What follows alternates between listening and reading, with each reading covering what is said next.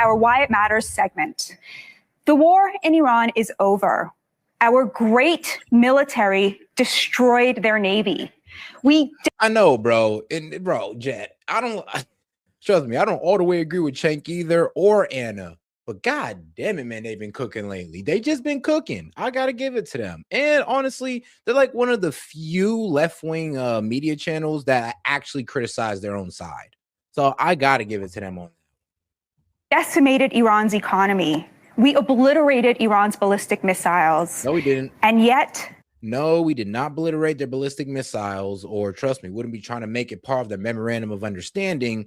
And also, you know, our CIA wouldn't be snitching on us, telling us that, oh yeah, they still remain 70% of their pre-war missiles. So no. And guys, they just fired like 20 at the, what was it, like a couple weeks ago? They fired 20 at the UAE and was able to overwhelm their systems, not even with missiles, but with drones. So trust me, their missiles have not been depleted. They were still able to fire off missiles into Israel and able to overwhelm their missile defense system. Like with 20 rockets. If they were down to 20%, don't you think they'd be playing a little bit more conservatively and they wouldn't just be firing off at anybody? Like, come on now. We lost. This is painful to admit, especially on the eve of our 250th birthday. Yet what Iran got out of this conflict was beyond their wildest dreams. Because Iran now knows no one will stop them from controlling the Strait of Hormuz. No one can. Yeah, they know now. They didn't know that before. Now they know that the strongest military in the world couldn't remove them off the strait, aka who the F can? No, really think about that. At this point, the entire world is looking at us like U.S. If you can't remove the Iran off the strait, no one can. You understand that? If the strongest military in the world can't remove Iran off the strait, the F we look like trying to do so. I'm pretty sure that's how the NATO countries were looking at us. Like, dog, if you can't do it, what makes you think we can? And you're top dog in this bitch, and you can't do it? Yeah, no thanks. No thanks. If they're giving you a hard time, oh yeah, I'm good. And that's how the NATO countries were looking at it. Means Iran will start charging tolls as soon as the interim ceasefire agreement is up. And that's in just 58 days. Now, again, it gives me no pleasure to say this. I supported this war. I believe the Trump administration when they told us that Iran could be defeated without boots on the ground, which I, like most Americans, do not support. I believe the Secretary of Treasury when he said over and over again that Iran was on its last legs, that its oil storage facilities were filling up, and that they were weak. And the crazy thing is, I've been saying since the beginning of the war that I've been bullshit. I'm like, well, how are y'all believing this? Like, oh, the blockade, their oil pipes are going to burst any day. They said 48 hours to a week. 2 weeks later, Iran is still going. Blockade is still on, and their economy is not collapsed. It's like, dog. And it was hilarious because everything they said just ended up being not true at a certain point where people start believing Iranian media more than American. That's how bad it got. It got to a point where we were listening to both sides and the Iranians ended up being right most of the time. That's how bad it was getting. The Trump administration was trying to cover up this L so bad that I'm gonna be real with you guys. The Iranians has just been making them look stupid ever since. And that's just the sad reality of this war. Bro, Trump said, oh, we control the strait. Then Iran goes down and attacks the ship. And now all these ships are scared. We're letting everybody know that whatever Trump was telling you was BS. They control the strait. And this is the new reality. Unless we can go back to military force, which I highly advise against because we will destroy the entire global economy if we do so. But I mean, if we do that, then we better get them off the strait, hopefully without destroying the global economy. But I'm just telling you guys right now, what we're doing is our best option. And I don't like our best option, but hey, this is where Trump put us at. Away from financial ruin. I believed them when they said that they had prepared for the Strait of Hormuz to be closed. Now that doesn't seem to have been true. And we're beating a hasty retreat from a war that we won militarily. And that's the truth that is so difficult to stomach. No matter how much of their military infrastructure President Trump wipes out, Iran and the rest of our adversaries now know that they can foil the mighty United States of America with a few mines. The administration and their allies don't like when you say this. There is a big campaign out there to bully people who point it out. But as a journalist, it is my job to tell you what I think is true. And as an American, it is my God-given right. So where do we go from here? Well, we will need to prepare for another closing of the Strait of Hormuz. It's unlikely that this MOU will hold. The vice president seems to think it's a huge coup to have gotten the same empty promises out of the Iranians that Obama did. It's not. I don't know about that. I mean, like I said, the IAEA confirmed that they were abiding by the JCPOA, so we can't say it was empty promises. And the only reason why the deal didn't go all the way through is because we pulled out of it. 3 years in, I believe it was supposed to be like 10 to 15 years, guys. And we pulled out of it 3 years in. We put back the sanctions on them. So we broke the deal. And I do kind of find it hella confusing how people can even see that as an argument. It's like, oh, how can we trust them? I'm like, dog, how can we trust ourselves? We're the ones that pulled out the deal and put the sanctions back on. You're acting like Iran's the one that broke the deal. Like, I wish that was the story. Then we could sit here and be like, oh, well, what about Iran? How can we trust them? Well, nigga, how can we trust ourselves? But the real message to me about the Iran war and my own soul searching in its wake is that nothing can be achieved with this level of divisiveness. The administration's and my biggest mistake was underestimating the importance of the will of the American people. There was no real effort to convince the public that this war was worth it, which is why the president ultimately had to cave and sign this MOU. Yep. I, like the administration, felt that no matter— bro, Trump's numbers is down in the 30s. His approval rating is in the 30s. The gas prices are up. Bro, if we kept this war going, it got worse. And our strategic reserves are 4 weeks out from being at critical level, aka we can't keep tapping them. So I'm sorry, but this is the best thing we can get, and continuing the conflict would have just made things worse. I'm sorry. I know you neocons don't want to hear it. I know the pro-Israeli guys really don't want to hear it, but we're done. We're tapped. We're out. If you could continue it on your own, go ahead, but leave us out of this. We did enough. what happens, half of the country won't support this president, even when he's doing obviously positive things like trying to keep Iran from achieving a nuclear weapon. So it's useless to try to get that support. And that, I now believe, is the real unforgivable error, on my part at least, giving up on my fellow Americans and giving into that despair. Here to tell me why I'm wrong about everything is the great Bill O'Reilly, anchor of No Spin News, author of Confronting Evil, and host of— Look, bro, Bill O'Reilly got cooked by Chris Cuomo on this. What was it? I mean, he didn't even know that Trump said that the strategic oil reserves were 4 weeks away from running low, or for pretty much like at rock bottom. So yeah, hopefully he came more informed, because Bill O'Reilly got cooked the last time. The We'll Do It Live podcast. Bill, I've never wanted to be more wrong about something in my entire life, and I'm really hoping you will help me here. Shoot, me too, sweetheart, me too. Well, I don't know if I can help you, Batya, but I can give you perspective. Mm-hmm. So I wrote a column on Sunday yesterday, and I'm having trouble with this dopey machine. So if you hear somebody go, O'Reilly's an idiot, it's coming out of this machine. Can't turn it off. I can't do anything. I'm Luddite. So I wrote a column, and it said, look, things change in war. Mm-hmm. And that's what everybody is missing here.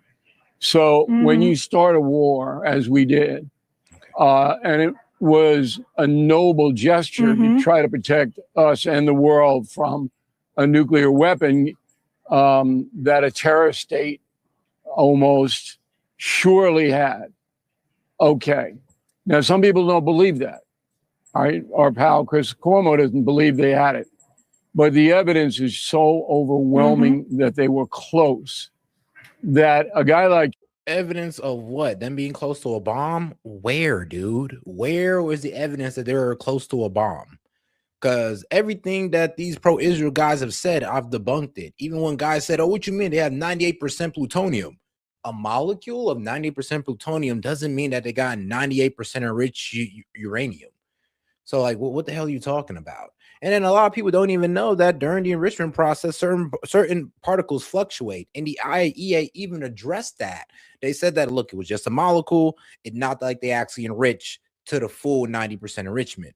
So that's the thing. Everything you guys said, even the stuff that kind of makes it look like Iran actually is going towards a nuke has been debunked. Even when they say, oh, well, what about the Iranian parliament speaker who was on Iranian state media and said that they're going towards a nuke? Well, here's the thing. That was in what, 2021?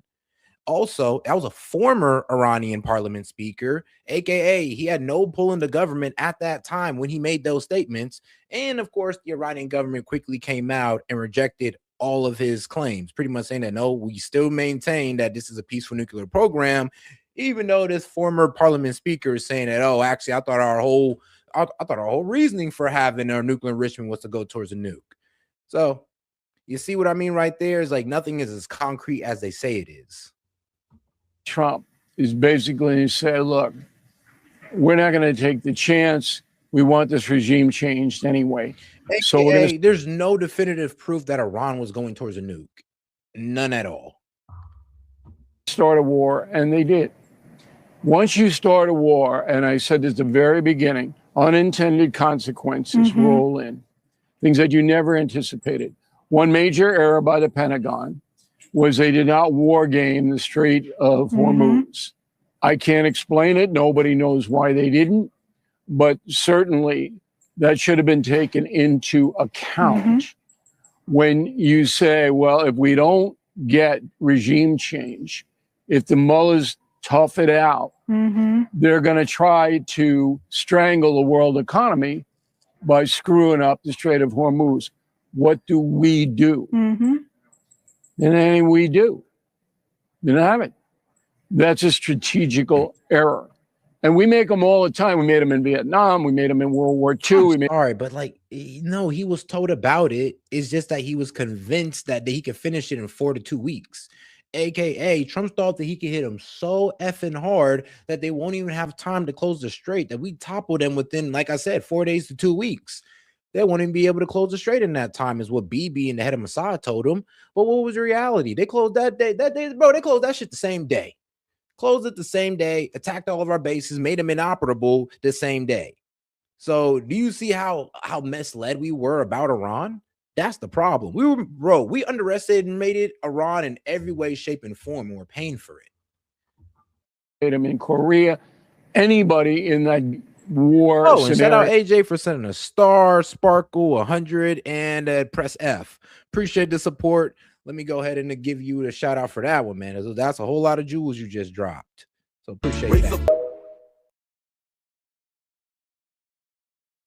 All righty, let's go ahead and get right back into it.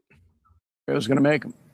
And again, I'll go back to our friend Chris, who was commentating on the school that the girls were killed in, all right, in the beginning of this conflict. Well, every single modern war has casualties like that. A guy in the Pentagon did not wake up that morning and said, I'm going to kill schoolgirls in Iran. That didn't happen.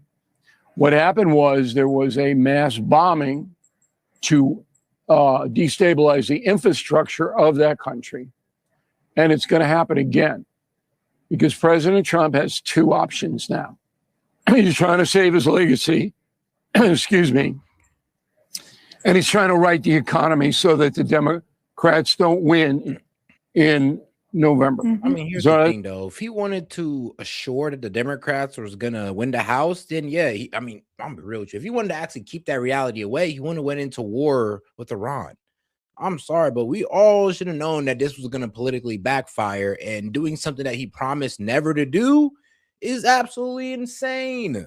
And the fact that people were standing by pretty much going like, you know what? I know I voted for Trump for being anti-war, but now I'm pro-war because Trump is now pro-war. It's like, dog, y'all basically proved the Democrats right. Like, bro, I guess MAGA is a call because all of a sudden you guys are cheerleading, which is obviously terrible for our country. You're watching inflation go up. You're watching gas prices go up, telling us to trust the effing process. It's like, are you serious? And then you're telling us that, oh, we were never MAGA. Oh, you guys are a bunch of rhinos. For what? Sticking to our principles? Excuse me. I'm sorry I didn't just follow Trump because, oh, what? I don't even understand the reason why y'all would blindly follow Trump. It's like, look, I get why we voted for him. We were sick of the Democrats. We understood the direction they were going. We're going to destroy the country. But bro, that doesn't mean that we just sit there and let Trump fuck up the country too. That's his accomplishment now. He's got two options. One is that inspectors go in to look and see what the nuke situation is. And that's what Vance was saying today. And the president backed it up on social media and saying, look, this isn't negotiable. We're going to either do that or we're going to launch more military action. That's it. There's nothing else. Okay. So the Mueller's, let the inspectors in, or we're going to have to bomb them again. If we bomb them, more school girls are going to be killed. I mean, okay, this is what war is. I don't justify it. It's horrible.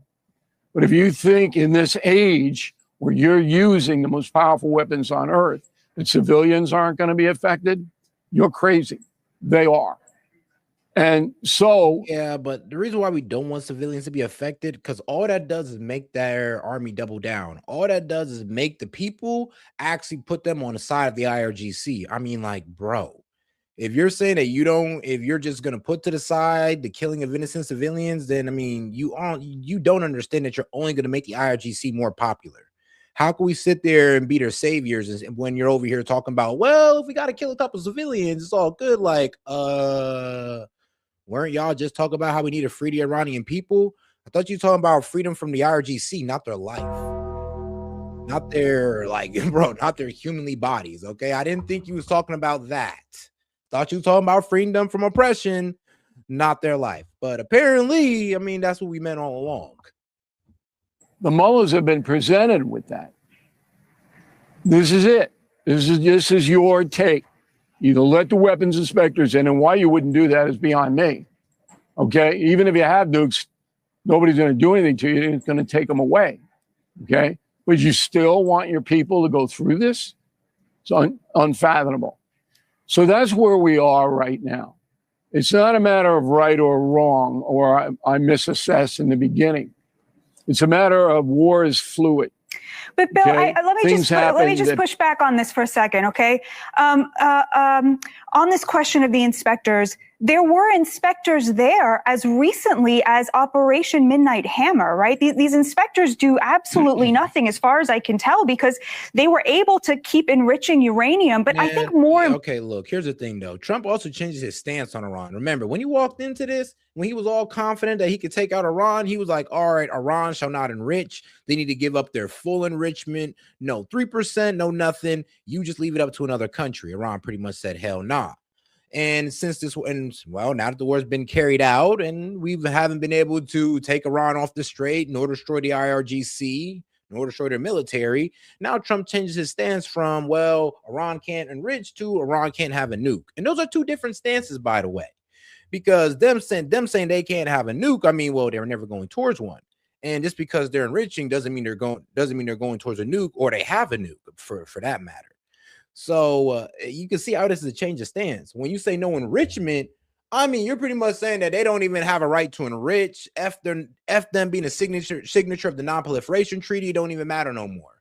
We're pretty much saying F their sovereignty. And they fought for it and they won. So I guess they can enrich. Importantly, the thing that I think is so horrifying to me about this MOU and what I think just happened is that Iran has moved the theater of war from the question of ballistics and nukes to the economic front. It has realized that the Strait of Hormuz is even more powerful, dare I say it, than a nuclear weapon, because there's no mutually assured destruction. It has shown the world it can withstand that pressure because it doesn't care about its schoolgirls and it doesn't care about its citizens and it doesn't care about economic collapse. But we do. We can't even sustain $1 more a gallon for gas. And so it has. Yeah, it's got a wreck. It's like, so damn. All right. So all of this, so you're pretty much saying we should just accept more expensive gas for war with Iran. We should be grateful about it, even though we weren't getting any results. And we still don't have any results. $1 more in gas. You know, some people were barely hanging on. Like, so bro, believe it or not, people were barely able to afford gas even when it was $2.98. That's bad. We were going through an affordability crisis that was getting real, and it got even realer because of this war. Inflation went from 2.4% to what, 4.2%, guys. Did we forget that part? Like, so when rich people want to sit in front of us who got $1 million news network deals, tell us, oh, it was only $1 more expensive. It's like, lady, do you understand that's the most like arrogant, elitist argument you can make right now? It's like, it's only $1. It's only $2 up. What's the big deal? It's like, not everybody's bowling like you, sweetheart. That's the problem. Actually, majority of Americans ain't bowling like you. That's the real problem. That's why you saying that is kind of an asshole thing to say. Move the whole theater of war to the place where it has complete supremacy. And I just don't see, what do we have left to negotiate with, because they don't care about being bombed. They don't care about having the strait closed. And I don't see what we can offer them that is better than what they realize they already have, which is the ability to charge tolls on the Strait of Hormuz, and nobody will fight them on that front. I don't know about that toll business. But you're right, they don't care about their own people. But Trump will obliterate their infrastructure. That's what's going to happen. And that'll be almost impossible. Now, guys, I know y'all thinking like, yeah, Seth, what if they obliterate their infrastructure? Then what? Well, I'm going to tell you what they're going to do. Iran's going to start firing hypersonic missiles and cruise missiles to water desalination centers throughout the Middle East, energy infrastructures throughout the Middle East. So, yes, the energy grids, oil refineries will all be destroyed. Iran will just start launching mass missiles at them, and the entire Middle East will be pretty much decimated. There will be mass energy crisis, mass famine. There'll probably be wars fought between farmland and water. It's going to get bad out. That's what's going to happen if you continue this. Just in case you guys don't know, because for some reason they're playing stupid. For the mullahs to recover from that. It'll be done from the air. It'll be blown up, and it'll be a savage response. As far as the weapons inspectors, the last time they were even close, Bacha, to examining uranium was 2019. Okay? Trump was in office, and he didn't like the Obama deal anyway for that very reason. There was no verification. In 2019, when the Austrian inspectors got in, they saw that Iran had violated the Obama deal. And it was public. They published it, okay? That they, mullahs, violated the deal with the United States. That drove Trump nuts. And that's why this whole thing happened, because Netanyahu of Israel said, look, we got a chance to get their leadership all in one swoop. And maybe, yeah, we got them all in one swoop, and we got a new Ayatollah within a couple of days, bro. That's the problem. Killed them all in one swoop, and they were all placed with hardline IRGC commanders. Please tell me how we got a more moderate regime. Like, explain that to me. Please tell me how IRGC commanders are more moderate. I would just love to hear that explanation. they'll get overthrown and people will rise up. People didn't rise up because they were killing them at a rate that was horrifying. The mullahs are killing their own people. And so that didn't happen. So then you got to switch to plan B. And then plan B was, okay, what Iran has figured out is they can probably cause a worldwide depression by all this stuff in Hormuz. And they can cause a worldwide depression just by blowing up the energy infrastructure in the Middle East. I mean, bro, F the oil not being able to get through. The oil can't even get made. Like, bro, I mean, that's a bigger problem. If they just start destroying oil infrastructure, I mean, bro, like I said, I mean, the oil not being able to get out is one thing, but the oil not even able to be made is an oh shit type of situation right there. I don't know the extent of the Trump administration's knowledge of that potential before they took the initial action. I don't know. What would the correct way to prepare for that have been? I keep asking people this. What would the right way have been to prepare for the closure of the Strait of Hormuz? Because we're going to have to deal with this again in 60 days or in 6 months or whatever. They're never going to make a deal with us. What is the right thing to do in future? Well, I think they'll make a deal with us, but they probably won't uphold the deal. Because there's a lot of money attached to it, and the Iranians need money to rebuild their country, which Trump can take out in 48 hours. No.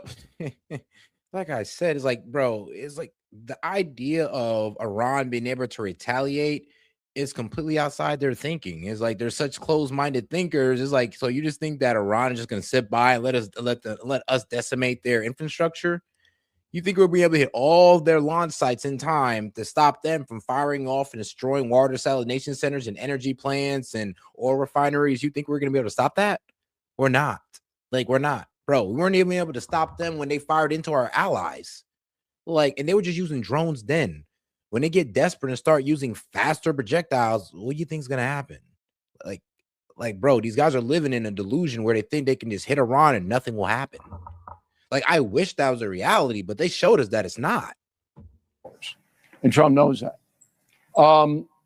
In hindsight, I would have sent Marco Rubio, Secretary of State, to all the EU countries, to China and to India, and in a high-level meeting say this is going to happen. And we need your support. And then you couldn't pinpoint to the American people, hey, we're going to bomb the mullahs tomorrow, because then the mullahs wouldn't be there. That was a secret mission. That was a mission nobody knew about. You can't publicize it. But in the run-up to it, you could have sent Rubio over there and say, something big's going to happen. When it happens, we hope you're on our team. We're going to need you. And, you know, you give them a little information, but not a lot. But people don't understand war much. And if it's going to go wrong, it's like Murphy, okay, the Irishman. If it's going to go wrong, it's going to go wrong, okay? And that's what happened in Iran. They didn't war game the Hormuz. They could have. And now we got to deal with that. But I'm more confident tonight than I have been. No, I mean, the problem is they didn't ignore it. They just felt like they could, you know, knock out Iran before they could even close the strait. That's just the simple fact of it. It's not that they didn't war game it. It's just they didn't bother to war game it because they thought Iran was going to fall in that time. Like, I mean, bro, if you think you're going to knock out a country in 4 days to 2 weeks, you're not really thinking about them closing the strait.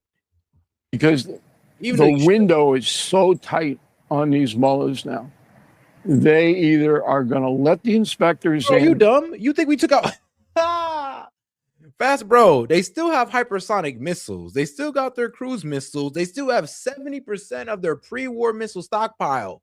And bro, this is not coming from me. This is coming from our intelligence, like the Defense Intelligence Agency, the CIA. Yes, all those guys are supposed to go out there and collect that intelligence. Yeah, they came back and they said, actually, Iran has got way more missiles than we thought. So actually, no, bro. They're still able to go out. They're still able to fire off their missiles. And trust me, I mean, didn't they just prove that? They fired off and hit a ship for going in the wrong lane, bro. Like, that should tell you everything you need to know. And if we actually sat there and stopped Iran's missile capability, don't you think we'd be finishing them off right now? The only reason why we're fearful of continuing the war is because of Iran's missile capability. Like, that's one of the reasons why. Because if we continue it, that means they'll just start firing off into the Gulf regions that, guess what? They've already proven that they can overwhelm their missile defense systems and get right past it. They did it in Qatar. They did it in UAE. They did it in Kuwait. I mean, they did it in Saudi Arabia. Shoot, bro, they bypassed like 4 different missile defense systems. And then they did it again like a week ago, 2 ago, into the UAE. So sitting there and saying that Iran don't got no missiles, dude, you're ignorant. And let's be real, let's not forget the hypersonic missiles that they got. Or they're going to get blown to hell. Trump would use another profanity, but he'll do it. I hope you're right, because he's promised to do it many times and do it. hasn't followed through. I know that they bombed our military bases. Like, did you know that? Yeah, Iran has pretty much destroyed, or Iran's destroyed our military bases in that region. Like, you know what? I guess I can go ahead and educate you a little bit. Like, or you can Google it yourself, but Iran destroys U.S. military bases. It's like, that's what they bombed. That's what they destroyed. That was your question, right? So what have they bombed? Yes, our bases. They've hit, and they've also pretty much bombed U.S. military men as well. That's why we got people with shrapnel in them. But let's get to it. Now, let's go to here. Iranian forces and proxy groups have not entirely destroyed any major U.S. military bases. However, since late February, Iranian missiles and drone strikes have extensively damaged or destroyed over 200 structures and pieces of equipment across more than 16 U.S. and allied military sites in the Middle East. It's the Washington Post. The targeted campaign, a response to the U.S.-Israeli operation, has caused severe structural and equipment loss across several countries. Yeah, key targets. Let's see here. Let's see, the strikes hits hangars, barracks, warehouses, fuel deposits, and vital radar and air defense systems, including THAAD components. Damaged facilities, major installations spanning Qatar, Bahrain, Kuwait, and in Kuwait and Ali Al Saman Air Base have sustained significant damage. Significant physical damage. So yeah, that's what they blew up. I mean, a whole lot of radars, about 200 like sites, like